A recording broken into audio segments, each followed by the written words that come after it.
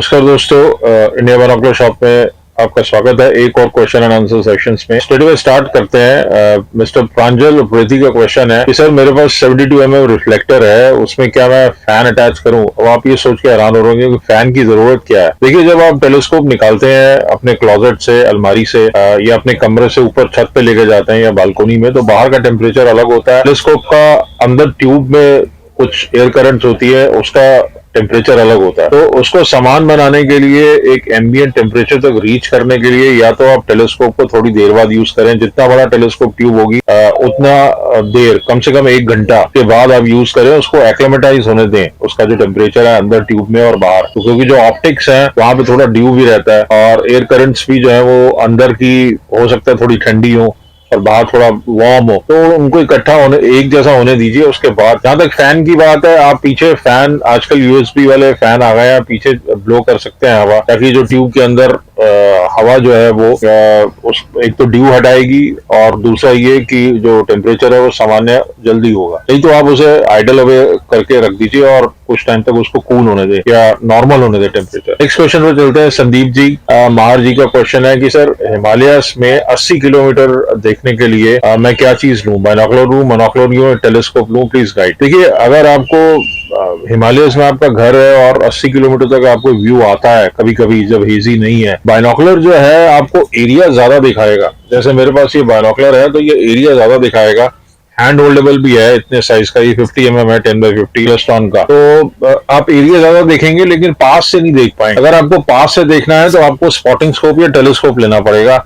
Telescope अगर आप ऐसा लें जिससे नाइट में एस्ट्रोनॉमी भी हो सके, क्योंकि पहाड़ों पे अच्छी एस्ट्रोनॉमी होती है, तो वो एक बेटर ऑप्शन है। लेकिन उसमें एक ही आईपीस से आप देखेंगे। जैसे ये मेरे पास स्पॉटिंग स्कोप है, साइट मार के टैक्टिकल, तो इसमें एक ही आंख से आप देखते हैं, तो उसमें एरिया कम दिखाई देगा, लेकिन आप जूम बढ़ाएंगे तो वो पास जो चीज देख रहे हैं वो चीज पास आ जाएगी।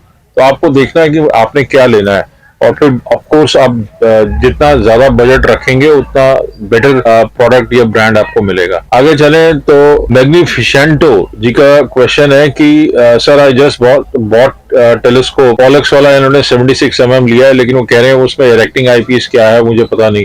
देखिए, इरेक्टिंग आईपीस बेसिकली वर्थलेस है उस मॉडल में, 76 पॉलक्स SSCA में जो आता है, क्योंकि एक तो उसमें 1 इंच डायमीटर के आईपीस हैं जो एरिया आपको कम दिखाते हैं। इसके मुकाबले आप दूसरे टेलीस्कोप्स में जाएं जहां 1.25 इंच का आपको एरिया मिलता है देखने के लिए, जो उसका विड्थ है आईपीस की। दूसरा कि जो इरेक्टिंग आईपीस है वो इमेज सीधी दिखाता है। ठीक है, अगर आपने देखना है ऐसे जो टेलीस्कोप्स होते हैं उसमें जो आईपीस की क्वालिटी होती है, जब आप किसी भी इमेज को देखते हैं, किसी भी चीज को देखते हैं, तो जो लाइट ट्रेवल करती है ऑब्जेक्ट की, आधी 40% लाइट लॉस तो वही हो जाता है, क्योंकि एक तो साइज छोटा, ऊपर से कोटिंग नहीं होती। तो आपको ऑप्टिक्स देखने हैं कि मैंने थोड़े बेटर लेने हैं, आप उसे अपग्रेड कीजिए अगर ये टेलीस्कोप है। अभी इरेक्टिंग आईपीस का कोई खास काम नहीं है एस्ट्रोनॉमी में।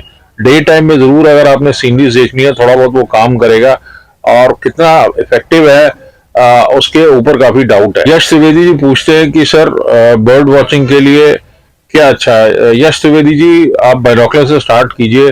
World over 7x35, 8x42, 10x42, ये 2-3 साइज हैं रूफ प्रिज्म में।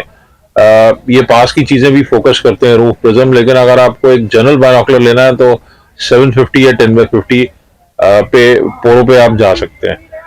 सनी शर्मा जी पूछते हैं कि sir can I use 3x barlow with 20 mm eyepiece in Astromaster 70AZ? 70AZ की जो फोकल लेंथ है वो 900 मिलीमीटर है, तो जो 20 mm आईपीस है वो 45x देता है। जब आप 3x पार्लो यूज करते हैं तो 45 into 3 करीब 135x पावर हो जाती है, जो कि सस्टेन कर सकता है एस्ट्रोमास्टर 70AZ। जहां तक क्लियर इमेज की बात है, इमेज की क्वालिटी डेफिनेटली डिप होगी, लेकिन इमेज बड़ी मिलेगी आपको मून पे या प्लैनेट्स पे। आप 6 mm आईपीस के लिए भी जा सकते हैं, क्योंकि वो क्वालिटी अच्छी होगी, और क्योंकि बार्लो बीच में इन्वॉल्व नहीं है, तो मेरे ख्याल 6 mm में आपको थोड़ी ज्यादा शार्प पिक्चर मिलेगी। अनलेस कि आप 3x बार्लो 4 एलिमेंट या 5 एलिमेंट वाला लें या 3 एलिमेंट वाला लें, तो वो भी काफी अच्छा काम करेगा, लेकिन वो एक्सपेंसिव होगा। तो उस केस में 6 mm अल्ट्रा वाइड आईपीस ले लें तो बेटर। इशिजा शौक जी का क्वेश्चन है कि जी मुझे परफेक्ट बाइनोकुलर चाहिए। देखिए, ये बड़ा वेग सा क्वेश्चन है। आपको ये देखना है आपका पर्पस क्या है, बजट क्या है, आपको ब्रांड चाहिए, नॉन ब्रांड चाहिए, एस्ट्रोनॉमी के लिए चाहिए, बर्ड वॉचिंग के लिए चाहिए, जनरल साइटसीइंग के लिए चाहिए। तो हमारे नीचे लिखे नंबर है, आप कांटेक्ट करके आप पूछ सकते हैं, हमारे जो टीम है वो आपको गाइड करेगी। सागर पटेल जी पूछते हैं सर क्रिकेट मैच ग्राउंड में हाई रेजोल्यूशन देखने के लिए कौन सा बाइनोकुलर सही है, प्लीज एक फुल इंफॉर्मेशन वाला वीडियो बनाइए। सागर पटेल जी, अगर तो देखिए आपको सीटें बहुत पीछे मिलती हैं तो मैं आपको कहूंगा आप जूम वाला बाइनोकुलर ले लीजिए जिसमें कोटिंग्स अच्छी हो, मल्टी कोटेड हो। निकॉन 715x35 जो कम बिकता है वो एक अच्छा बाइनोकुलर है, और एक 10-22x50 वो आप ले सकते हैं। लेकिन अगर आपको सीटें थोड़ी आगे मिलती हैं तो कोई भी 10x42 या 8x42 या 7x35 भी काम करेगा। कोटिंग्स मल्टी कोटेड हो और अगर बैक फोर हो तो अच्छा है। प्रसन्ना जी का क्वेश्चन है कि sir spotting scope related video बनाइए। हाँ, इसके हम वीडियो बनाते रहते हैं। अभी जल्द साइट मार्क जो यूएस की कंपनी है, टैक्टिकल स्पॉटिंग स्कोप जो सर्वेलेंस और आर्मी वाले यूज करते हैं, ये शूटर्स या हंटर्स, उसमें भी वीडियो जल्द आपको मिलेगा। पास में आप हमारी लाइब्रेरी चेक कर सकते हैं, प्लेलिस्ट चेक कर सकते हैं, उसमें काफी सारे वीडियोस हैं स्पॉटिंग स्कोप पे। और नीचे लिखी हुई साइट indiabinocularshop.com या इंडिया टेलीस्कोप शॉप पे भी आपको काफी सारे मिलेंगे। चिंतन जी का क्वेश्चन है कि सुपरनोवा 10x25 में आई रिलीफ है बड़ा। देखिए, जो छोटे पोर्टेबल बाइनोकुलर्स होते हैं उसमें आई रिलीफ नहीं होता अनलेस कि आप ब्रेसर का ले। हमारे पास यहाँ लगा हुआ है ब्रेसर वेव सीरीज में 1025 है, उसमें आई रिलीफ है 14 के आसपास। बहुत ज्यादा आई रिलीफ आपको नहीं मिलेगा इनएक्सपेंसिव बाइनोकुलर्स में, तो उसमें ज्यादा उम्मीद मत रखिए। अगर आप चश्मा लगाते हैं तो डेफिनेटली आई रिलीफ में थोड़ा बड़ा ले लें, 8x32, वो बेटर काम करेगा। विजन किंग का है हमारे पास बजट पे, 4400 का है, back four multi coated lenses. Unknown ji बोलते हैं कि सर मैं विलेज में रहता हूँ और मुझे कंप्लीट ओरायन कॉन्स्टलेशन देखना है और मैं उसे फोटो भी लेना चाहता हूँ, तो मेरी नीड के लिए कौन सा टेलीस्कोप सही रहेगा। अगर आप विलेज में रहते हैं तो बड़े अच्छे स्काईज हैं कंपेयर टू किसी सिटी के जहाँ लाइट पोल्यूशन बहुत रहता है। 50 से 80,000 का इनका बजट है, तो इसमें आप गो टू टेलीस्कोप भी ले सकते हैं। 5 इंच का आपको आ सकता है, उसके अंदर लगभग 85-86,000 का आएगा सेलेस्टॉन का। या फिर आप डॉप्सोनियन ले सकते हैं, या आप एस्ट्रोफोटोग्राफी करना चाहते हैं तो फिर इक्वेटोरियल माउंट पे ले सकते हैं, या एक बड़ा टेलीस्कोप 4 इंच का रिफ्रैक्टर भी ले सकते हैं आप। साथ में एक बाइनोकुलर भी ले सकते हैं, क्योंकि बाइनोकुलर से भी इनिशियल स्टार गेजिंग पॉसिबल है और टेलीस्कोप को एड करते हैं। काफी सारे मॉडल हैं, आप ट्राई कर सकते हैं। डॉप्सोनियन है, रिफ्रैक्टर्स हैं, कुछ माक्सुटॉव हैं जो पोर्टेबल सेटअप के होते हैं, पावरफुल होते हैं। तो हमारे पास बहुत सारी ऑप्शंस हैं। नीचे लिखे हुए नंबर पे आप कांटेक्ट कीजिए, हमारी टीम डेफिनेटली आपको हेल्प करेगी। ऋषभ जी का क्वेश्चन है, फॉर्च्यूनर ऋषभ जी, की सर सेलेस्टॉन का बेस्ट ऐप इनेबल्ड टेलीस्कोप बताइए। मेरा बजट 20 से 50,000 का है, मुझे एस्ट्रोनॉमी और एस्ट्रो फोटोग्राफी के लिए चाहिए। देखिए, सेलेस्टॉन की स्टार सेंस सीरीज जो है, स्टार सेंस 102 और 130DX, ये अच्छे टेलीस्कोप्स हैं। इसमें माउंट अच्छा है, 2 इंच का आईपीस भी एक्सेप्ट करता है। इनफैक्ट जो 130 है वो पैराबोलाइज मिरर है। या रिफ्रैक्टर 102 ले सकते हैं अगर आपको थोड़ा मेंटेनेंस फ्री टेलीस्कोप चाहिए।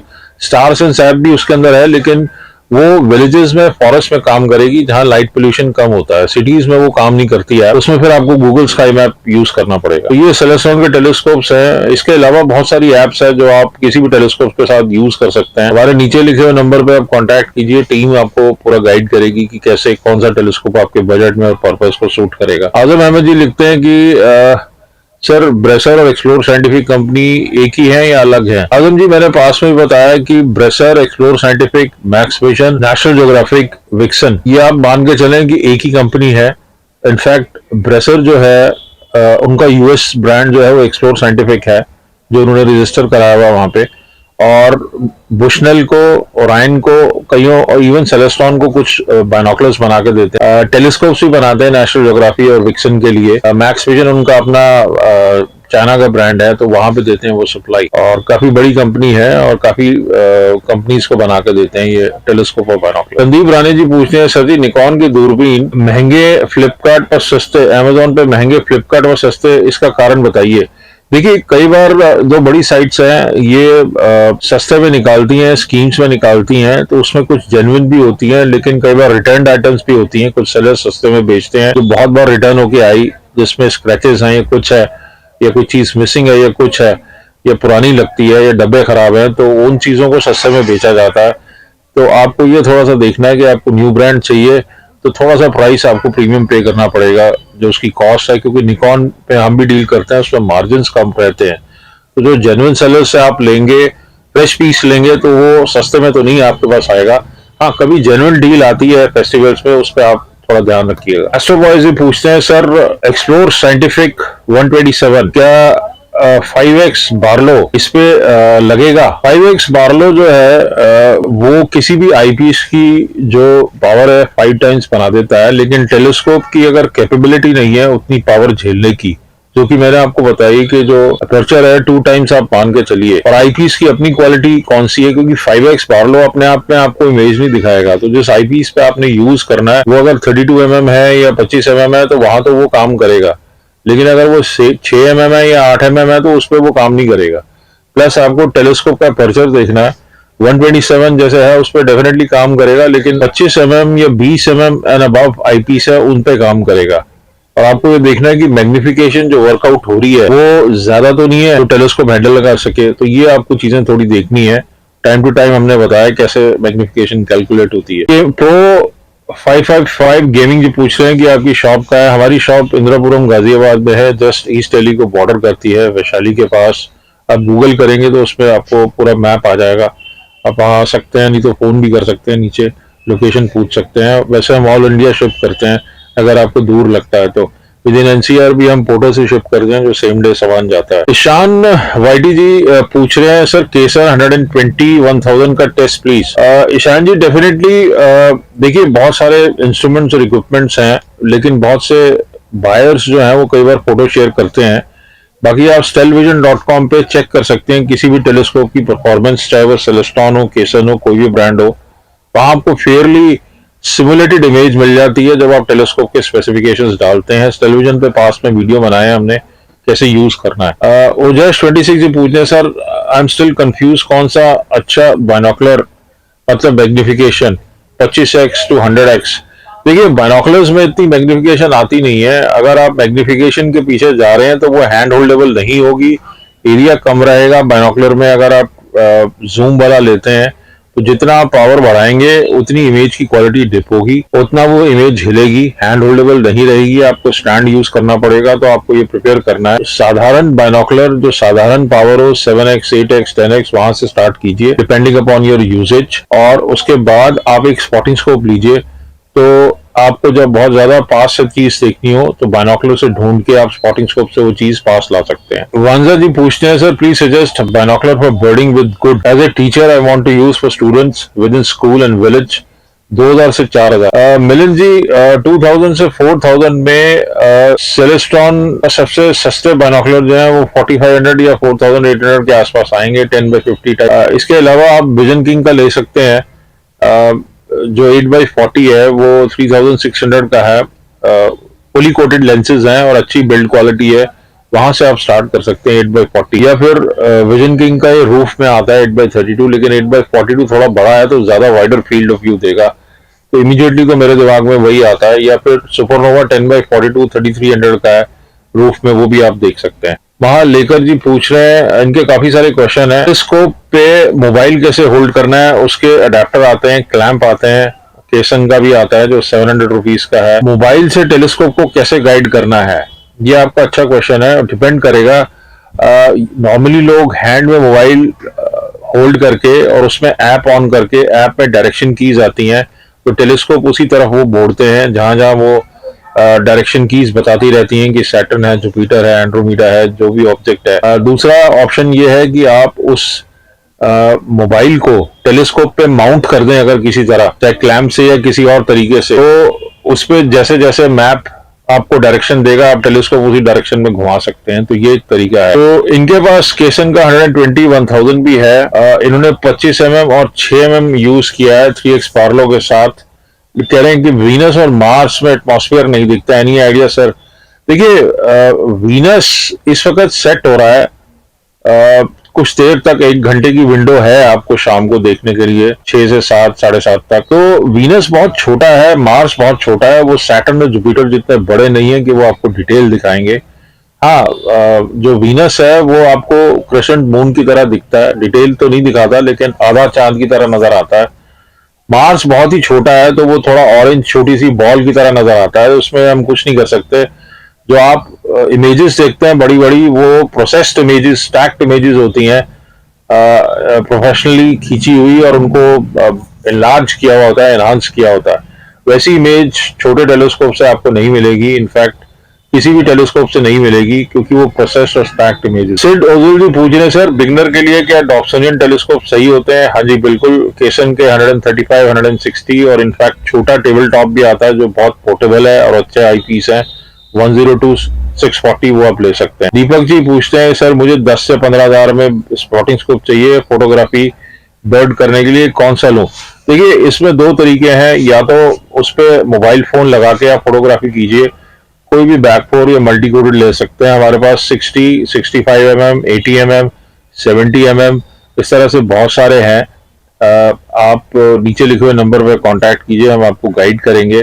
दूसरा तरीका ये है कि आप उसमें अडेप्टर लगाएं, अगर SLR कैमरा है तो वो अडेप्टर पर्टिकुलरली फाइंड करना पड़ेगा उस पर लगाने के लिए जो उस पर बैठे स्पॉटिंग स्कोप में। अल्टीमा जो है उसमें ऑटोमेटिकली बैठता है, लेकिन वो थोड़ी महंगी है आपके बजट से, अल्टीमा सेलेस्टॉन का जो है। बाबू सोना घोष जी पूछते हैं, सर मेरे पास एस्ट्रोमास्टर LT मॉडल 70 है, जिसकी फोकल लेंथ एक्चुअली 700 है, एस्ट्रोमास्टर 70 में 900 आती है, तो उसमें क्या मैं XL9 और XL18 यूज कर सकता हूँ? बिल्कुल कर सकते हैं, बड़े अच्छे व्यूज मिलेंगे आपको। बहुत ज्यादा पावर तो नहीं मिलेगी, हाँ 9 mm थोड़ा बेटर रहेगा प्लैनेट्स पे, 18 mm एक जनरल आईपीस रहेगा, वाइड एंगल भी देगा और प्लैनेट्स भी दिखाएगा, वो आप लें तो वो थोड़ा बेटर रहेगा, क्योंकि 10 mm तो उसमें आता ही है, तो ज्यादा फर्क नहीं पड़ेगा। राइडेंट जी पूछ रहे हैं कि सर ब्रेसर का जो BT 100 बाइनोकुलर है उसकी मैक्सिमम मैग्निफिकेशन कितनी है?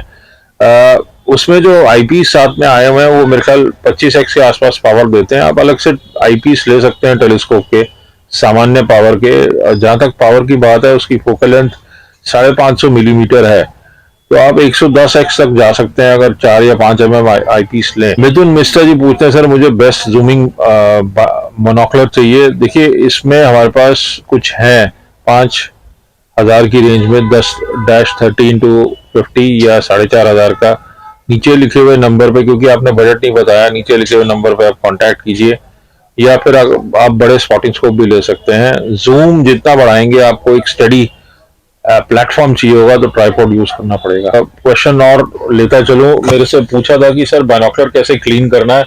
बाइनोकुलर के फ्रंट या पीछे के जो आईपीसीस हैं, नॉर्मल डस्ट है, अगर टेलीस्कोप पर या बाइनोकुलर पर उसको क्लीन करने की जरूरत नहीं है, क्योंकि उससे कोई परफॉर्मेंस में ज्यादा फर्क नहीं पड़ता। लेकिन अगर आप क्लीन करना चाहते हैं तो ये 9 पीस के टन से ले सकते हैं। इसमें पंप से आप ऐसे ब्लो कर सकते हैं, इस तरीके से आप ब्लो कर सकते हैं जहां भी आपको लग रहा है कि भाई डस्ट है, इस तरीके से यहाँ पे देख के ऐसे ब्लो कर सकते हैं।